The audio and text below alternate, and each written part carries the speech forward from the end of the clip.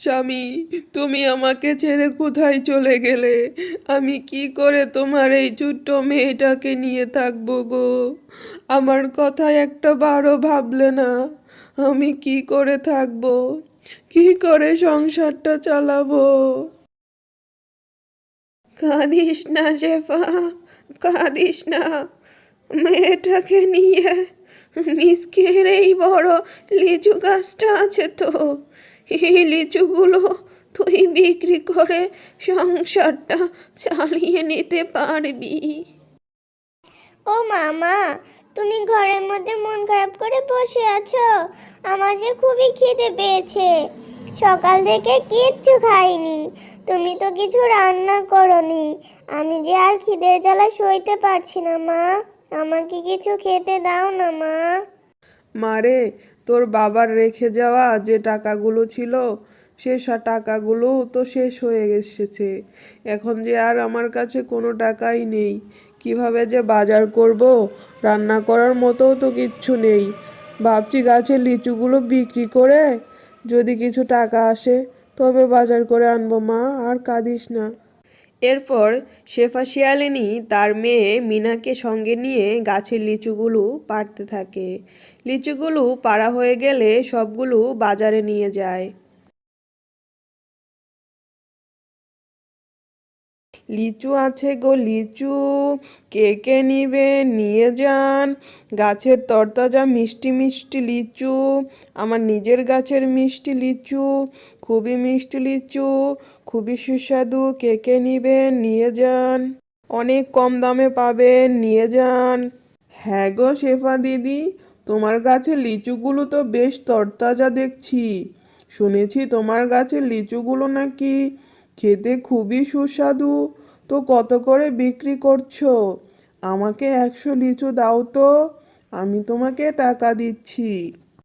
এরপর শেফা শিয়ালিনী তার গাছের লিচুগুলো অনেক টাকা বিক্রি করে বাসায় চলে যায়। নে মা মিনা, খেয়ে নে। সে কতদিন পরে আমি তোকে একটু ভালো খাবার দিতে পারলাম। ভাগ্যিস গাছে লিচুগুলো ছিল, তোর বাবা গাছটা না লাগালে না খেয়ে মরতাম রে মা। হ্যাঁ গো, শুনছো? ওই শেফা ভাবিদের গাছে না অনেক লিচু হয়েছে। আজ আমি কিছু লিচু কিনে এনেছিলাম। বেশ ভালো মিষ্টি খেতে ছিল লিচুগুলো।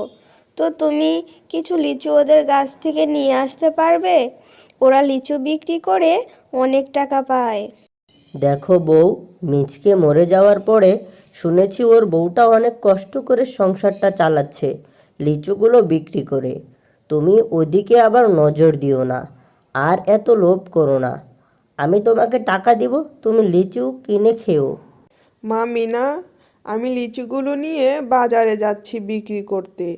তুই কিন্তু বাড়িতেই থাকবি, কোথাও যাবি না মা। আর কেউ যেন লিচু গাছ থেকে লিচু না পেড়ে নিয়ে যায়। ঠিক আছে মা, তুমি যাও, লিচু বিক্রি করে এসো। তাড়াতাড়ি ফিরবে কিন্তু। আমার জন্য একটা চকলেট নিয়ে এসো মা। আমি বাড়িতেই থাকবো, আর লিচু গাছটাও পাহারা দিব। তুমি নিশ্চিন্তে যাও মা। তারপর শেফা শিয়ালিনী লিচুগুলো বিক্রি করতে বাজারে চলে যায়।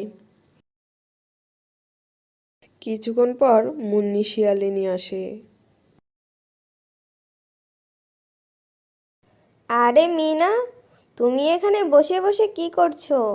আমি আসার সময় দেখলাম সামনের মাঠে তোমার বন্ধুরা সবাই খেলছে। তোমাকে ডাকছিল।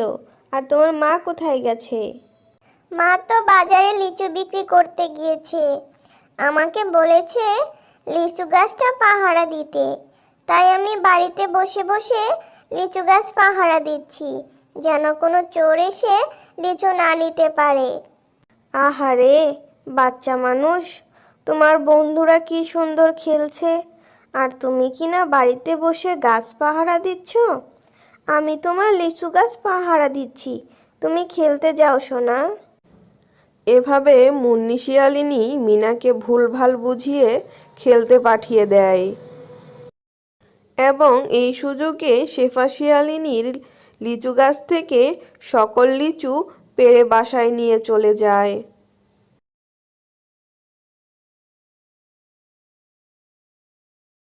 কিছুক্ষণ পর মিনার মা এসে দেখে গাছে একটিও লিচু নেই, মিনাও বাড়িতে নেই। হ্যাঁ রে মা মিনা, তোকে না বললাম লিচু গাছটা পাহারা দিতে? গাছে তো দেখছি একটাও লিচু নেই। এতগুলো লিচু কে পেড়ে নিয়ে গেল? তোকে বলেছিলাম গাছটা পাহারা দিতে, কোথায় গিয়েছিলি তুই? মা, ওই মুন্নি কাকিমা এসেছিল, আমাকে বলল তোমার বন্ধুরা খেলছে, তুমিও খেলতে যাও, আমি তোমাদের গাছ পাহারা দেব। এজন্য বন্ধুদের সাথে খেলতে গিয়েছিলাম। তাহলে কি মুন্নি ভাবি আমার গাছে লিচু চুরি করে নিয়ে গেল? ছি ছি, আমি তো এটা ওনার থেকে আশা করিনি। আর তুইও বোকার মতো ওনার কথায় চলে গেলি। এখন কি করব বল? আমরা যে অসহায়, এসব বিচার দিতে গেলেও আমরা কোথায় এর বিচার পাবো না রে মা। মা, তাহলে আমাদের ঘরে থাকা লিচুর বীজগুলো আছে, ওগুলো আমাদের ঘরের চালের উপরে লাগাবো, যাতে কেউ আর ঘরের চাল থেকে লিচু পেড়ে নিয়ে যেতে না পারে। এরপর যেমন ভাবনা তেমন কাজ। শেফা শিয়ালিনীর মেয়ে মিনা ঘরের চালের উপরে লিচু গাছের বীজ লাগাতে থাকে। এভাবে সকল বীজ চালের উপর রোপণ করে দেয়। পরের দিন সকালে মা, দেখো দেখো, আমাদের লিচুর বীজগুলো থেকে কতগুলো চারা গাছ হয়েছে। এগুলো থেকে লিচু হলে অনেক লিচু আমরা বিক্রি করতে পারবো, তাই না মা? হ্যাঁ রে মা মিনা, তাই যেন হয়, তাই যেন হয় রে। আল্লাহ আমাদের দিকে একটু রহম করুক। কিছুদিন পর মিনার লাগানো চারা গাছে যখন লিচু হয়, তখন সে আনন্দে আত্মহারা হয়ে নাচতে থাকে। কি মজা, কি মজা, আমার গাছে অনেক লিচু হয়েছে, অনেক লিচু, কি মজা। তারপর থেকে লিচু বিক্রি করে শেফা ও মিনা অনেক ভালোভাবে দিন কাটাতে থাকে। ছোট্ট বন্ধুরা, আমাদের গল্প তোমাদের কাছে কেমন লাগে জানাবে। গল্পটি ভালো লাগলে সাবস্ক্রাইব করে পাশে থাকবে। ধন্যবাদ।